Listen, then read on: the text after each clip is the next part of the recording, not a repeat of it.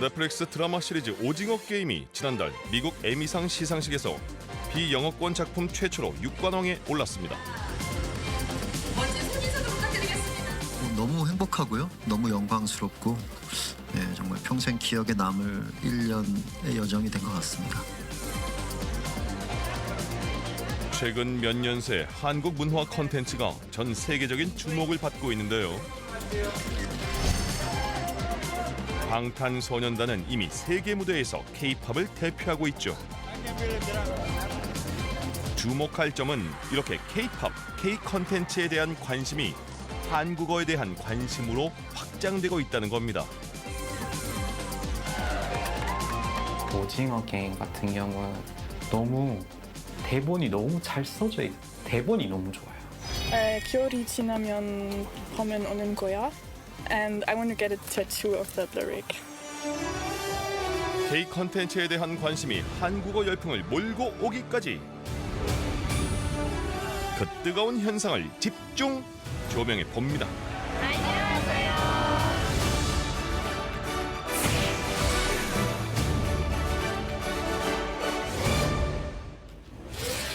456억 원이라는 어마어마한 상금을 놓고 최후의 1인이 남을 때까지 그야말로 피 튀기는 생존 경쟁을 벌이는 사람들의 이야기.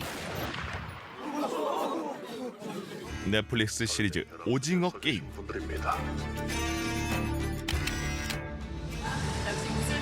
오징어 게임은 에미상에서 6관왕을 수상했습니다. 에미상은 미국 방송계 최고 권위를 자랑하는 상인데요. 오징어 게임은 감독상과 나무주연상 등을 받으며 K 콘텐츠의 새 역사를 썼습니다. 콘텐츠를 가지고 해외에 나갔을 때 우리의 이야기, 우리의 문화를 보아달라, 읽어달라라고 얘기했었는데 저희가 생각한 그 이야기가 재미있다라고 생각들고 의미가 있다라고 생각되면은 세계 어느 곳에 있는 관객 여러분들도 다 이해해 주시고 다 즐거워해 주시는 걸로 지금 느끼고 있습니다. 이에 앞서 미국 LA시는 오징어 게임이 넷플릭스에 처음 공개된 날짜를 기념해서 9월 17일을 오징어 게임의 날로 선포했는데요. 스퀴드 게임 공개된 날이 그 9월 17일이 스퀴드 게임 데이로 지정된다는 이야기를 들었을 때 정말 믿을 수 없는 일이었고 이 작품을 만든 사람으로서 이보다 더 큰 기쁨과 영광은 없을 것이라고 생각했습니다. 넷플릭스 TV 프로그램 부문 전 세계 최장 기간 1위. 넷플릭스 시청 시간 역대 최고. K 콘텐츠의 빛나는 성과는 2020년 영화 기생충이 아카데미 4개 부문에서 수상한 게 시작이었습니다. 이어서 배우 윤여정 씨가 영화 미나리로 아카데미 여우조연상을 품에 안았고 올해 칸 영화제에서는 박찬욱 감독이 영화 헤어질 결심으로 감독상을 거머쥐며 낭보를 이어갔습니다. 인터넷 동영상 서비스에 공개할 때마다 화제를 불러일으키며 꾸준히 주목받는 K 콘텐츠. 해외 시청자도 열광하는 K 콘텐츠의 매력은 과연 뭘까요? 서구에서 지금 문제가 뭐냐면 콘텐츠들이 엄청 많이 쏟아져 나오는데 장르물이라는 건 다 비슷하게 보여요. 근데 중요한 건 이거를 굉장히 차별성 있는 부분들이 거기에 들어가 줘야 와 독특하다. 완전히 다르네 이야기가. 이런 게 되는 거죠. 근데 그 부분이 또 강하다는 거죠. 로컬 색깔이 강하다는 거예요. 그래서 글로벌에 먹힐 수 있는 보편적인 어떤 틀이라고 할 수 있는 장르를 잘 운영하면서 로컬이 갖고 있는 색깔들을 정말 잘 섞어서 풀어낸다. 이게 한국 콘텐츠가 갖고 있는 경쟁력이고 지금 이게 글로벌하게 먹히고 있는 이유라고 봅니다. 인터넷 동영상 서비스 환경 역시 K 콘텐츠가 해외에 널리 알려지는 배경이 됐는데요. 오징어 게임을 비롯한 여러 OTT 플랫폼을 통한 한국 콘텐츠들이 단순히 예술을 좋아하는 소위 말하는 문학의 엘리트들의 눈에 든 게 아니라 일반 대중의 눈에 들어간 겁니다. 일테면 되게 세련된 엘리트들만 소유하는 좀 그런 힙스터 문화가 아니라 많은 사람들이 대중적으로 농담으로 주고받는 가령 뭐 무궁화꽃이 피었습니다 같은 게임을 몇몇의 매우 얼리 어댑터들이 하는 것이 아니라 일반적인 아이들이 하게 되고 과거에 이 영화 팬들만 알아본다면 지금은 거의 길거리 모든 사람들이 알아본다. 그만큼 매우 대중적 영향력이 커졌다는 게 가장 큰 차이입니다. 지난 4월 미국 라스베이거스의 한 공연장. 여기서 방탄소년단 공연이 열렸는데요.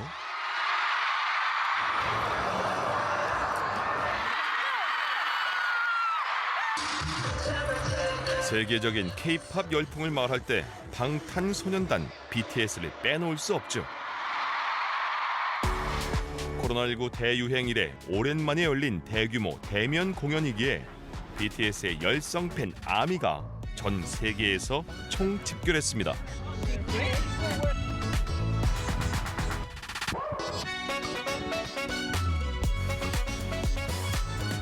공연뿐 아니라 BTS를 상징하는 보라색으로 도시 전체를 물들여서 라스베이거스가 보라 해거스로 변신하기도 했습니다.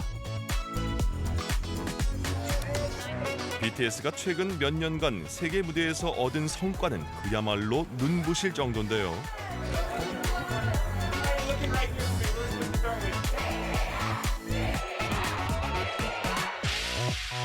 올해는 싸이의 강남 스타일이 세계적 돌풍을 일으킨 지 10년이 되는 해.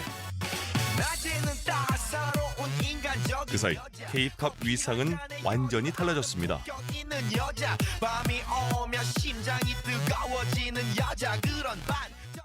당시만 해도 조금은 이제 그 K-팝이라는 것에 대한 것 혹은 한국의 대중음악이라는 것에 대해서 조금 피상적으로 접근하는 부분들이 많았다면 그때부터 이제 10년이 됐잖아요.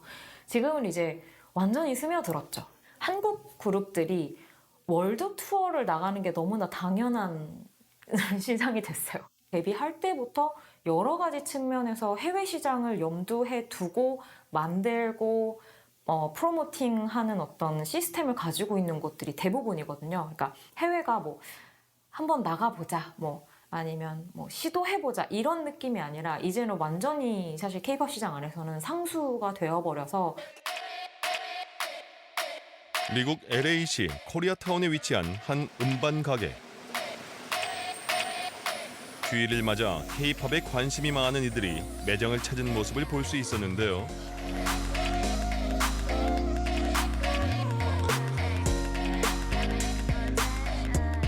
진열대 앞쪽에 자리한 BTS 음반 코너는 물론 한국에서 발매된 지 얼마 되지 않은 최신 음반도 눈에 띄었습니다.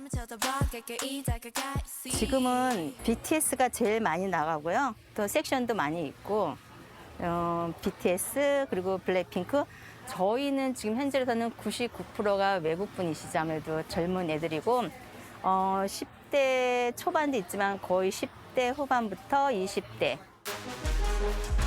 음반뿐 아니라 잡지와 팬 상품 코너도 있는데요. K-팝 팬이라면 꼭 들러야 할 명소로 입소문이 났답니다. 어느 순간부터는 한국의 가수 아이돌이 매거진 커버를 장식하더라고요. 2022년 1월인데도 아직도 굉장히 잘 나가고 있어요. 한국어로 물건 사는 외국인 고객도 있나요? 많아요. 요즘은 이제 애들이 한마디씩 배워가지고 와서 좀 쓰고 싶은 생각에 와서는 얼마예요? 이렇게 물어봐요. 그러면은 대답해주면 알아요. 그리고 또 감사합니다. 웬만한 한국말은 조금씩은 알아듣는다고 생각하면 돼요. 왜냐면 K-팝을 좋아하다 보니까 조금씩은 알아듣더라고요. LA에 위치한 또 다른 K-팝 음반 매장. 이곳에서 K-팝을 즐기는 현지 팬들을 만날 수 있었는데요. I love BTS as typical, and then I like 17 as well, and then NCT. Probably Red Velvet. That's the group that I liked first. I think I like how different it is than like American music. Like the effort they put into like their outfits and like I think the kind of like choreographies they have. It's just all really interesting to watch. in Germany we don't really have many K-pop stores, so I was like looking for the first one, and I thought this is in Koreatown, so I should go here. Oh, so who's your favorite artist? I think BTS. 전문가들은 BTS가 이끈 K-팝 열풍에는 특별한 점이 있다고 말합니다.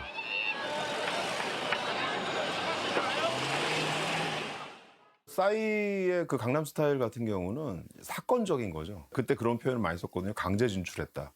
근데 그거 뭐냐면 팬층이 마련된 게 아니라 그 곡 자체가 이례적으로 확 떴기 때문에 그 곡은 성공했지만 지속적으로 갈 수 없는 부분이 있었다면 BTS 같은 경우는 이미 팬층이 확보되고 팬텀이 있기 때문에 앞으로 어떤 음원을 내거나 음반을 내도 계속 그 팬층들이 그걸 소비해주고 또 반향을 일으키는 부분들이 생기는 거죠. 이게 그래서 지속 가능한 어떤 K-팝의 길을 열었다고 볼 수 있는 거죠. BTS는 미국 라디오를 틀면은 BTS 음악이 나올 정도로 미국 시민들한테도 BTS 하면 알아. 다들 알아요. BTS 알아. 요 정도로 굉장히 대중화를 시켜버린 케이스가 였었고요. 한국 가사로 된 노래가 한국어로 된 가사가 미국 시민들이 일상적으로 들을 수 있는 그런 또 문화를 또 만든 케이스가 됐죠. 예, 그거는 사실 예상을 아무도 못했었어요.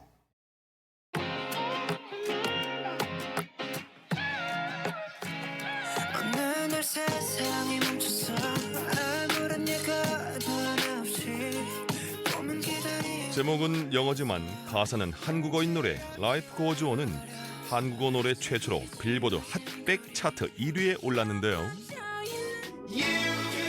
이어서 세계적인 밴드 콜드플레이와 협업한 곡에도 한국어 가사가 포함됐습니다.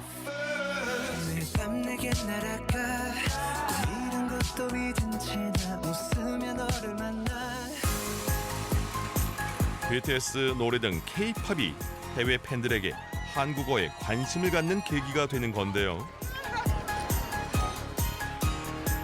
K-팝 공연장에선 한글 팻말을 든 해외 팬들을 쉽게 만날 수 있습니다.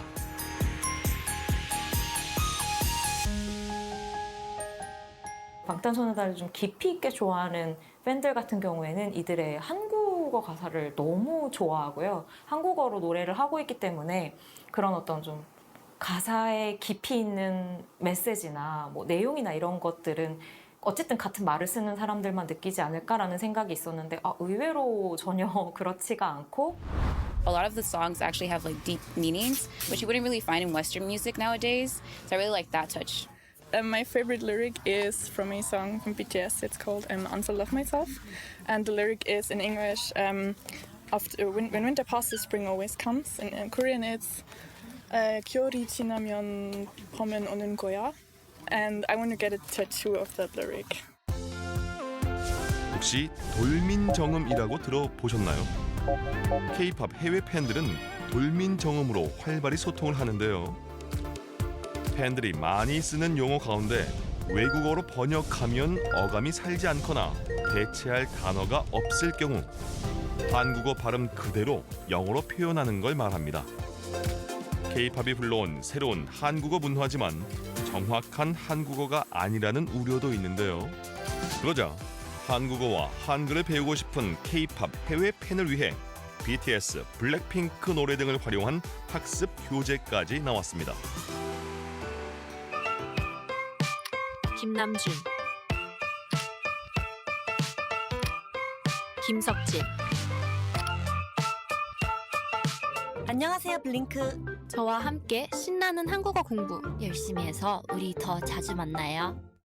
K-팝을 그렇게 좀 글로벌하게 좋아하는 팬들이 많아지다 보니까 그들도 자신의 어떤 직접적인 감각으로 이 콘텐츠를 즐기고 싶어지는 욕구가 커지고 그렇다 보니까 너무 당연하게 그 나라의 언어를 배우고 싶어지는 것 같더라고요. 한국어라고 하는 언어를 배우게 되는 이거는 저는 상당히 고차원적인 덕질이라고 생각을 하는데 사실은 여기까지 가면 어느 정도 그 국가의 어떤 정신이나 정체성 같은 것들도 체화를 하는 부분이 충분히 있다고 생각해요. 2년 전 봉준호 감독은 영화 기생충으로 골든글로브 외국어 영화상을 받으면서 1인치 자막의 장벽을 넘으면 훨씬 더 많은 영화를 즐길 수 있을 거라는 수상 소감을 남겼는데요. 영어권 관객들이 다양한 언어로 제작되는 콘텐츠에 열린 마음을 가졌으면 좋겠다는 의미로 해석됩니다.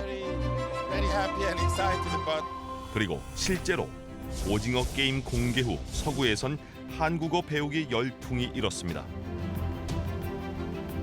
언어 학습 앱 듀오링고에 따르면 지난해 오징어 게임이 공개된 이후에 미국에서는 새롭게 한국어를 배우려는 학습자가 40%나 증가했다는데요. 듀오링고 학습자를 기준으로 2021년 한국어는 국가별로 가장 많이 배우는 언어 7위에 오르기도 했습니다. K 콘텐츠를 보며 한국어를 배웠다는 이란에서 온 학생들을 만나봤는데요. 드라마만 보며 익혔다기엔 놀라울 정도로 한국어가 유창했습니다. 사장님이랑 가게 사장님이랑 드디어 재밌게 보는 드라마는 우영우 변호사, 이상한 변호사 우영우를 재밌게 봤던 것 같아요. 한국 드라마를 꾸준히 계속 보셨던 건가요? 네네네, 이란에서 꾸준히 봤어요. 그럼 한국어 공부는 언제부터 하셨어요? 이거는 좀 웃길 수 있는데 따로 공부한 적이 없습니다. 네, 저도 한국어를 할 수 있는 것도 몰랐어요. 이제 대학생 되다 보니까 다른 학교에 이제 한국 학생들이 있다고 들었어요. 그래가지고 저는 한국 문화를 좋아하니까 한번 보고 싶었어요. 그래가지고 그 학교에 갔는데 한국 사람들을 보자마자 저는 한국어로 대화를 하는 거예요. 저도 놀랐어요. 그래가지고 너무 놀라서 제 목소리도 녹음했어요. 그래가지고 그때 알았어요. 저도 나 이 사람들 말을 알아듣네? 나도 할 수 있네? 그렇게. 이제는 자막이 없어도 한국 드라마를 즐기기에 불편함이 없을 정도. 봐봐. 언어를 모르고 그냥 드라마를 보면 이게 자막으로 봐야 되잖아요. 그때는 그냥 감정만 느끼고 그다음에 계속 막 신경을 써야 됐는데 지금은 그냥 드라마를 듣고 그냥 제가 하고 있던 일을 하고 그래도 자막을 안 보고 이해하니까 너무 뿌듯했어요. 한국 드라마를 보고 K-팝을 듣고 한국어를 배우는 단계를 넘어 이제는 한국에서 국문학을 전공하는 대학생이 됐습니다. 고전 시대의 작품들이 요즘 이제 교수님들이 계속 시키시잖아요. 요즘은 또 그거에도 흥미를 느끼고 있어서 옛날 소설이나 옛날 작품에 흥미가 좀 생긴 것 같아요. K-팝과 K-컨텐츠 열풍으로 국내 대학에서 한국어를 배우려는 외국인 학생이 부쩍 늘었는데요. 공사하다 보면 이제 우리 첫 번째 문자 볼까요? 코로나 때문에 조금 주춤했어요. 굉장히 많이. 근데 다시 올해 들어서 많이 많아지고 있는 추세, 저희 학교도 마찬가지인 것 같아요. K-팝이나 K-콘텐츠 때문에 그냥 관심이 있어서 잠깐 동안 여행 와서도 머물러서 몇 달 동안 한국어 이런 어학당에 와서 한국어 배우고 이제 문화 배우고, 왜냐하면 어학당에서도 한국어만 가르치는 게 아니라 한국어를 이용해서 한국 문화 여러 가지 굉장히 많이 다양하게 가르치고 있거든요. 해외에서 한국어를 교육하는 세종학당의 경우에도 수강생 수가 늘면서 새로 문을 여는 학당 수가 가파르게 증가하고 있는데요. 지난해 10월 기준 전 세계 세종학당에서 한국어 수업을 듣기 위해 대기하는 인원은 12,000명에 달할 정도였습니다. 그 가운데서도 한국 문화가 활발히 공유되는 미국 LA 지역 세종학당 이야기를 들어봤는데요. 한국이랑 아시아에 대한 관심, 호기심, 그다음에 K-팝, 그다음에 K-컨텐츠 드라마, 영화에 대한 관심을 가지고 이제 그런 흥미에서 시작돼서 한국어를 배우는 경우가 가장 많아요. 저희가 조금 좀 특이한 경우가 정규 수업 외에 LA 시립중앙도서관에 2020년부터 저희가 최초로 한국어 교육을, 그러니까 한국어 수업을 개설을 해서 원래 한국어 수업만 없었거든요. 근데 이제 다른 언어들은 있었는데 이러한 그런 K-팝이라든지 K 콘텐츠의 영향으로 한국어에 대한 수요가 있기 때문에 저희가 출강을 나가게 되었고, 사실 이번에 새로 개강하는 2022년 하반기 가을 수업도 저희가 딱 수업 2주 전에 오픈을 하는데 하루 만에 다 마감이 돼서. 해외에서 한국어 학습 열기를 직접 체감하고 있는 정은미 소장은 이 열풍이 일시적으로 끝나지 않기 위해선 수요를 제때 반영해서 현지에 최적화된 교육을 제공하는 게 중요하다고 강조합니다. 한편 한국어와 한국 문화를 배우고 싶어하는 외국인을 위해 재밌고 쉽게 컨텐츠를 만들어 제공하는 유튜버도 있는데요. 안녕하세요. 한국 언니예요. Hello everyone. This is Korean 언니 who makes learning Korean fun and easy. 그리고 is and. 저는 방탄소년단을 좋아해요. I like BTS.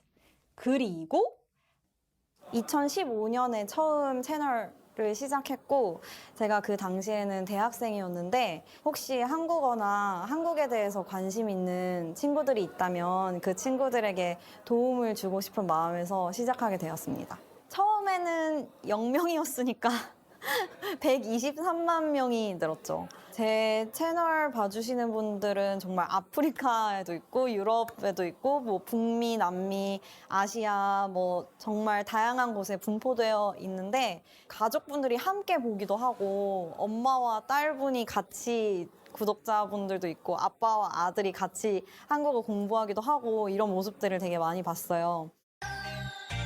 오징어 게임, 지금 우리 학교는 등 인기 K-드라마를 활용해 한국어 교육 콘텐츠를 만들기도 하는데요.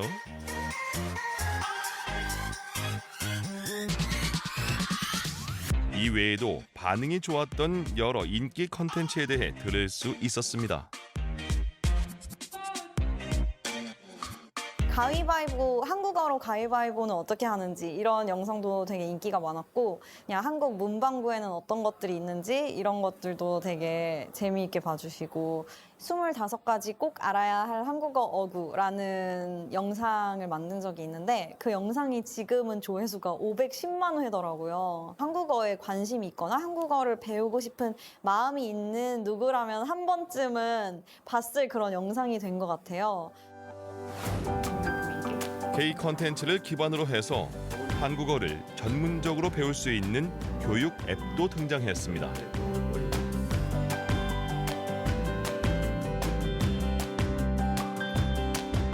한국어를 배우려는 수요는 있는데 상대적으로 그거를 이제 좀 가벼운 취미로 배우려는 학습자들을 위한 공급이 굉장히 없다라는 생각을 처음 하게 됐고요. 콘텐츠를 활용한다면은 이걸 통해서 더 나은 교육을 제공할 수 있지 않을까 이제 시작을 하게 됐습니다. 드라마, 예능, 뉴스, 다큐뿐만 아니라 뭐 아티스트 기반의 영상, 브이로그, 뭐 자체 콘텐츠 또는 이제 뭐 K-팝까지 이런 다양한 콘텐츠를 전부 활용하고 있습니다. 콘텐츠를 통해 언어를 배우면 반복 학습에도 지루하지 않고 지속적으로 배울 수 있는 장점이 있다는데요. 흥미로운 점은 또 있습니다. 교과서에서는 좀 배울 수 없는 실생활에서 정말 많이 쓰는 한국어를 배울 수 있어서 좋았다라는 평이 가장 많았고요. 사실 저희도 그런 니즈가 많잖아요. 내가 배운 표현을 실제로 썼더니 사람들이 못 알아듣는다든지 그런 부분에 대한 해소감이 좀 있는 것 같습니다. K-팝, K 콘텐츠를 통한 해외 팬들의 한국어 학습은 앞으로 더 큰 파급 효과를 기대할 수도 있는데요. K 콘텐츠 팬이나 이런 K-팝 팬덤들은 자기네들끼리 소통하고 싶은 그런 이제 욕구나 니즈가 있다고 생각을 합니다. 이들이 이제 한국어를 익히게 되면은 아무래도 콘텐츠에 대한 이해도뿐만 아니라 한국 문화 전반에 대한 이해도로 이어질 수 있는 그런 선순환 효과가 있을 걸로 생각합니다. 전 세계를 사로잡은 K 콘텐츠와 K-팝 열풍. 언어의 장벽을 초월해서 다양한 국가에서 또 다양한 세대들에게 환영받는 대중음악이 진짜 드물어요. 그간의 열풍과 다른 점은 한국어와 한글에 대한 관심으로 확장됐다는 건데요.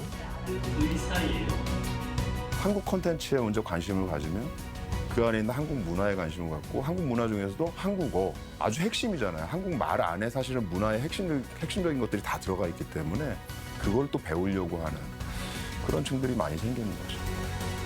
그 자체로 또 하나의 K 컨텐츠가 된 한글. 이제 한국어 열풍을 기대하며 이어질 과제를 다음 이 시간에 짚어보겠습니다.